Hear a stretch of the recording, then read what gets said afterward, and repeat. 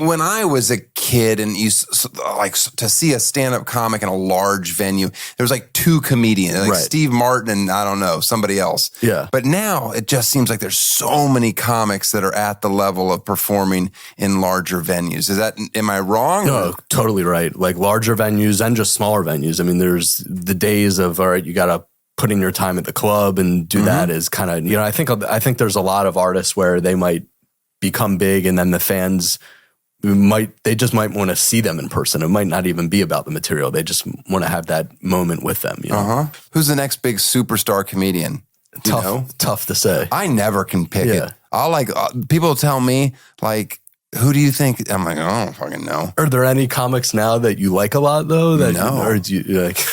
No. I like them all. Yeah. I mean, I can get into. I'm a big. There's room for everyone, but no, there's some great ones. I know Andrew Schulz's camp are big fans of yours, and one of his openers, Mark Gagnon, very funny comic.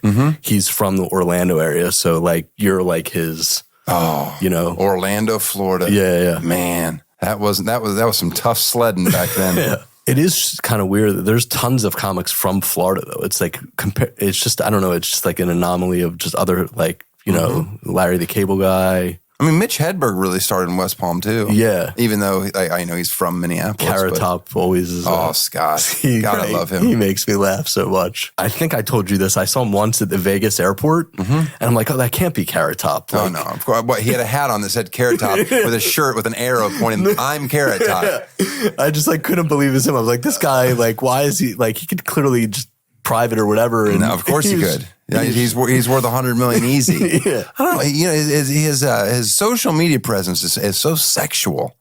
I find that disturbing. He was in one of your videos for a while. Yeah. Your intro videos on stage. Yeah. Yeah, me and him doing the Selena Gomez. That was pretty sexual. That was sexy. But I was in character. I was pretending to be Selena.